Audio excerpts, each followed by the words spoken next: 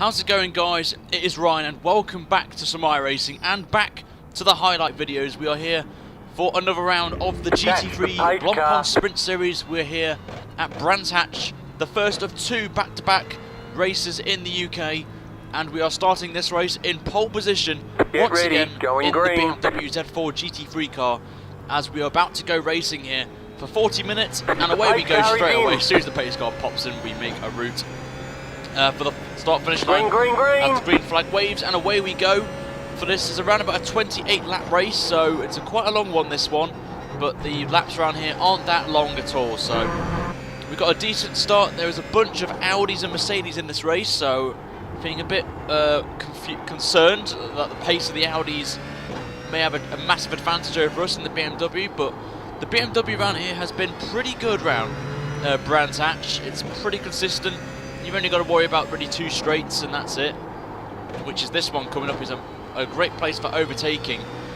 So as you can see as well, if you can't tell from the dashboard where the F is, that is fuel, and we have filled the car very light actually than we normally do with a full tank. So I was going to try and get as big of a gap as possible to pit and then force our way through the field to try and maintain the gap on there. So it is a bit of a risky strategy to play, but I feel we could get this to work. As you can see, we've already built a gap already of around 1.3 seconds already to Guri, who is in the Audi.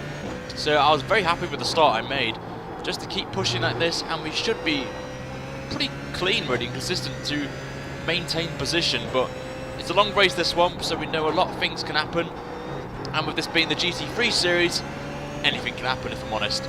So we're going to cross the line. As you can see, we've already got a 1.6 second lead already, or 1.5 seconds to go after the first lap. So I was feeling pretty confident from the start we had to maybe push as hard as possible on here, but the factor that we need to take into consideration is the weather. The weather doesn't look alright, it doesn't look okay, as it's partly cloudy weather, or it's partly cloudy or cloudy weather with a bit of warmth to it with the sun beaming down on the track, which will harm the tyres, and degradation will be a massive factor around here. Just seeing that tiny bit of oversteer, but nothing too major as we go down the back straight, and we're already 2 seconds up already to Guri. But as I said, this straight we lose a bit of time to the Audis and the McLaren MP412Cs, which will be a 2 to 3 tenths. We're on to lap 4, and as you can see, the gap now is 3 seconds to Guri, and Alan as well is in third place, 5.2 seconds behind us, with the Diego Rodriguez Pardello, well, I don't know how to pronounce it, I think I got that right, in 4th place. Up to mention as well, this is top split at the time I raced this, which was, when this gets released, was last week. So I'm a bit behind on my videos just from personal stuff that happened most recently. If you didn't check my last video, guys, make sure to check that out to explain why. I've been away on that and been a bit busy. But the iRacing content will be this now for the rest of the series, and if there's a really good race that I streamed, then I will probably put that up as well on there. So it will be a mix of highlights and live coverage. So if there's been any really good racing, I will stick it up anyway on there. And also as well, if you want to watch these races live, then make sure to head over to my Twitch channel. It is in the description below, or on the screen there is the name that you need to put into Twitch, and make sure to follow there, because I will be streaming there of iRacing and F1 content as well in the future. But we're going to go on to lap 6 now, and the gap is slowly not increasing as much as I would have liked. It's around about 4.5 seconds, so I was feeling at this point that the tyres are starting to, maybe signs of degradation are going to happen at some stages. So we'll have to wait and see how this pans out as we brake for this very tricky turn 4. It's a very tricky one to get right. You hit the curb and you get put onto the AstroTurf there, which is deemed legal. It is the racing line, but if you go over it, you get an instant point on there. If you're new to iRacing, then all the instant points is if you make contact with someone, or if you spin or go off the track, you get an instant point. If you hit the maximum of 17 incidents, you get disqualified from the race. So didn't really want to think about that, as I'm here for the SR. It's a ranking system of points, and we're the 17th car number, as we are the 17th lowest rank in iRacing in this split. And there are numerous splits that get determined by your ranking points, or iRating as it's well known, and our iRacing is just about in the top split. So at the time I was quite chuffed for it to be in top split. But we're coming on now to the end of the 7th lap, and the gap is still around about 5 seconds, so 5 to 6 seconds. So I was actually feeling pretty confident at the minute that our pace looks pretty okay. We're in the mid to low 23s, which is where I wanted to be going into this race with the race pace, so I was quite chuffed that we're on there. But on to lap 11, and the gap is slowly increasing to 7 seconds. But Guri's got a bit of competition now from Aline behind him, only 6 tenths behind. So if they start battling, that will help us a lot with our increasing the gap strategy. But we've only got 11 litres of fuel left as well. I just need to point that out. So we will be pitting very shortly from the lead of the race. It's around about 15-14 laps on this fuel strategy we're doing on there, as we have the mighty Jesus in front of us, almighty one ahead of us, who's 8 seconds behind, and he's the first man that we will lap in this race on there. So he's pretty far ahead, so I don't need to worry about him yet. But Guri and Aline are still battling over second place, but Guri's starting to increase the gap a bit. He's now about 6 tenths clear. Just checking the fuel there. We've got about 11 litres left, 10 litres left, sorry, which is around about 4 laps. So I really need to start pushing as much as possible. As you can see now, we're on to lap 12, and the gap is still 7 seconds. As Sirkin is the first man to make a pit stop and goes a lap down as well, so he must have put a lot less fuel than we have on there. As I would apologise in advance for any of the voice messages that you see, the voice chats with any inappropriate language. This is GT3 Racing, if I'm honest, and we make a bit of a mistake out of turn 4, which gives us our first incident point of the race. So I was a bit annoyed with that, really. I wanted to get a clean SR run, a clean instant race, as our spotter has informed us that we need to make a pit stop in 2 laps time on there. So I need to think about that. The gap's still 7 seconds, so the gap isn't really growing as much. It's staying around the same as we keep maintaining our mid-23 pace, which at the time I thought was pretty good for us. So on there, as this was my second race of the week at this point of recording. So the first race I had was quite unfortunate when I crashed out at the exit of turn 4, losing it and getting glued to the wall on there. But we're going to be making our pit stop this time by. I was tempted to go again, but we just didn't have enough time really to go round and do another lap. As you can see, it drops to 1 lap, and as soon as that hits 0.2 of a lap, you will start jugging. So I didn't really want to take that risk. So we make our way into the pits, not to go over the speed limit because you get quite badly penalised around here. On there, so we've got Hector in the pits as well in the Mercedes, so we'll be plonking in quite a bit of fuel for our pit stop. It's around about 44 litres as we get our box nicely in there, and it's just a long rate really. No tyres to be taken because it's a sprint race. If it was endurance, then yes, you would be taking tyres as Hector goes past us in the pit lane. So my main goal here was to try and get out ahead of any back markers or anyone for position. So we're going to come out the pits now, and are we going to get ahead of anyone? The answer is no, as Eduardo passes us in the Mercedes. The bright green and black Mercedes just pips us there, which is not what I wanted. I really wanted to get past him as quickly as possible. So I tried to do some late braking and see where's best to try and overtake him and not lose too much time on there. But the question is, will second place, the Audi, make the strategy call to go in as well and fight for us for position, or stay out as long as possible to use less fuel in the pit stops and save and not be in the pits for too long? So I was thinking all these things were in my head, but I had to get past this guy as quickly as possible. We're into the draft of his the spoiler of the Mercedes, but just nowhere to overtake around Brands Hatch. It's so difficult to overtake. Track position is vital, as we're going to try and go around the outside of him, but we decided to back out of it and try and do a slingshot, but just lost the back end there just a tad, but we get away with it. And we have to stay behind him for the time being, which was hurting my pace a lot. We already, as you can see, losing time. We've got someone spun just ahead of us there. It's an Audi of Marvin on there, so that gave me a bit of hope we could try and pass this guy, but we just couldn't do it. But we trying to go around the outside of the Audi, which we do, and we get a beautiful run here on Eduardo. This is for position, it is for 9th place as we're going to try and go around the outside of him into turn 1. It's going to be pretty close, this is, as we're going to try and go around the outside, but Eduardo goes too deep and goes wide, which leaves the door open on the inside, and we're going to take it nice and easily. Just give him some room, and we get the move done beautifully.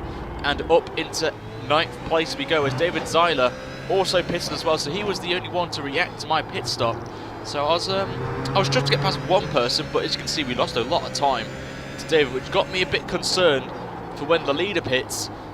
Will we stay ahead is the question, but David Zeiler was my guinea pig in this to see what would happen, and we only just got ahead of him. So that 7-second gap we had before the pit stops is a bit concerning for us to see what happens once the leader pits from the race, which will probably be around about lap 18, roughly, that they start to come in. And speaking of which, we're on to lap 18, and the leader makes his pit stop right about now.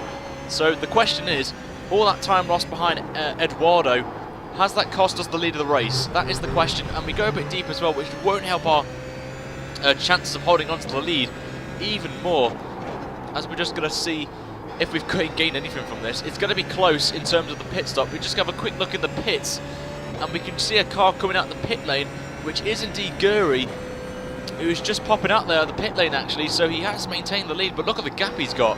2 seconds on us is not what I wanted. But our only saving grace out of this, though, is ahead of him is 2 cars of Mark Torres and Javier Horta, both battling. Well, they're not battling actually. Javier's on. He's been lapped already by Mark, so still fighting actually. I don't know why he's fighting really, but he's trying to get his lap back potentially. But what's annoying is Guri has taken the lead of the race, but as you can see, we've already gained 9 tenths on him already on this lap. It's only been about 4 corners, so I was feeling pretty optimistic that we could have a chance of winning this on there, but the back markers could play a massive factor in this race. As I mentioned, it is difficult to overtake around here, and track position is very vital as well. So I was feeling optimistic and confident we can pull something out of the hat here, but the question is how long do we have? Remember, it's only 40 minutes, and it's ran about more than half distance already. About 75% of the race has been done already, so I really had to push as much as possible, whilst Guri's tyres are getting up to temperature. And we're going to go on to lap 21, and we're still not behind, not ahead of these 2 cars in front, which is helping us a lot, gaining the time back, as we have the Mighty Jesus behind us again, so that's always good. But the last few guys are pitting now, so we will be in a net second once everyone pits, as Mark Torres makes his way into the box as well to complete his 21st lap, which is pretty good actually on a full tank round here, so I was quite surprised. The next car's the leader. But we're now in second place, as our engineer has informed us, and now it's a straight dogfight between us and Guri for the win. And will this back marker let us through? I was feeling hopeful that he doesn't, not yet basically, and get a run, but he's just informed us, to me and Guri, that he's going to pull over to the left in a minute after turn 4, which he does so as well, just giving us a little blink to inform us to let us through. And he actually lost the position there from Jesus, I believe, so it was a bit unfortunate, but he's side by side with him, and actually he loses the position to Jesus, so it's a bit unfortunate for him there.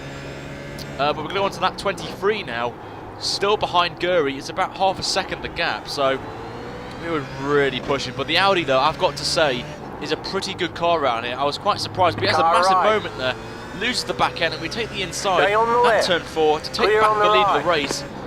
So the goal now is to try and hold on to the lead, but I just turned too much early and turned in a bit of a wide angle. We lose the back end slightly, and Guri gets a fantastic exit out of that corner onto the back straight, and the Audi is just too quick in a straight line for us. We lose the lead of the race once again, so it's been topsy-turvy for the space of 2 corners there. We're right on the back now of the Audi of Guri, and I was just hoping really that we can try and get a nice run and get a move done at some point, which would be nice. So I was hopeful, but I wasn't really promising anything, if I'm honest, so we'll have to wait and see, as we're just braking late as possible, turning in as much, and just really the Audi is just too quick in a straight, so the corners were my only chance of really closing the gap and trying to get a good run on them, which we do indeed here. Beautiful exit from us, as Guri went slightly wide, but he pulls to the left there as we take the inside, just to really go for the fastest a lap really.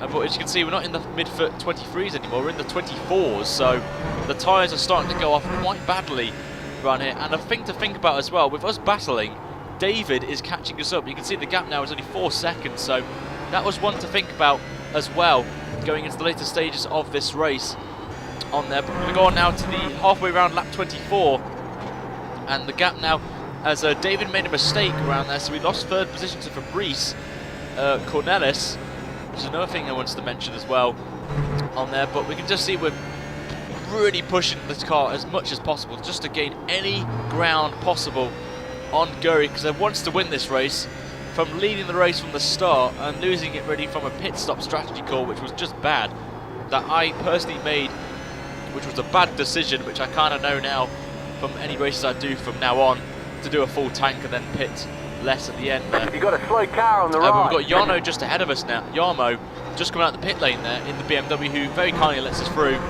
on there. But we get a fantastic run on Gurry. We're going to try and hook it around the outside, but he opens the door on the inside, so we're just going to take it really and try and hold on to the lead. But we're side by side through turn 2, coming up to turn 3 and 4. Keep to the right. And he just goes like loose at the back end there. We had nowhere to go really, and we just plough into the back of the Audi, getting the 4 instant points. Nothing really that we could do, so it was classed as a racing incident. So I really just had to really push now and just see on there. But we can see signs that Gurry is cracking under pressure there from us, and we just really need to push now and see if we can do something with this on there. But that was a sign that I wanted to see of him making mistakes, which was the main thing, just to pile some pressure on him, just by not overtaking him but staying right on his back of the Audi on there. But we've got Serkin ahead of us there, who could play a factor as well with that, with Fabrice having some issues with some back markers there. Oh, but as you can see there, Gurry has a slowdown there as he cut the corner, which is a massive thing to have. We're only a few laps to go, and we go around the outside of him and take back the lead of the race, which I was very chuffed about really, that I was thanking the Lord, not really, that he actually had a slowdown there. So that has really hinted his chances there and proved to be the factor of the race on there. So I was quite chuffed with that. But we're going to go on to lap 26 now, and we have Serkin ahead of us here, who could play a foul role here.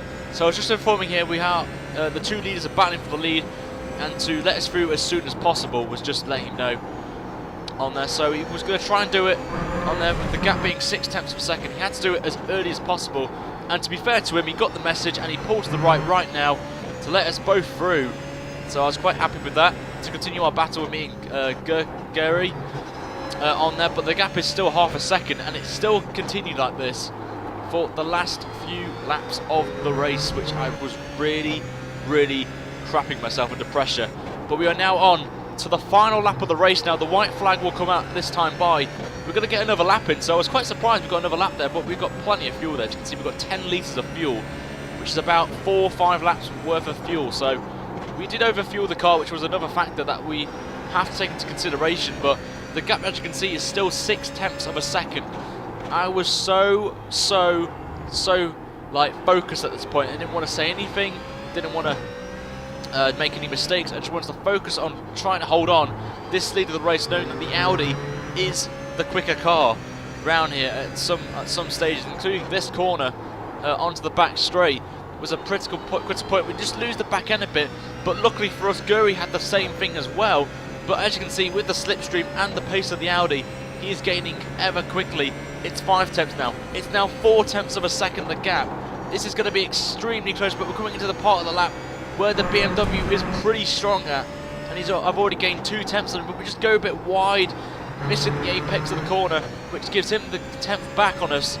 But coming into the final couple of corners now, I was just trying to hope and pray to hit every single apex possible to hold on to this lead as we get a beautiful entry into the penultimate corner.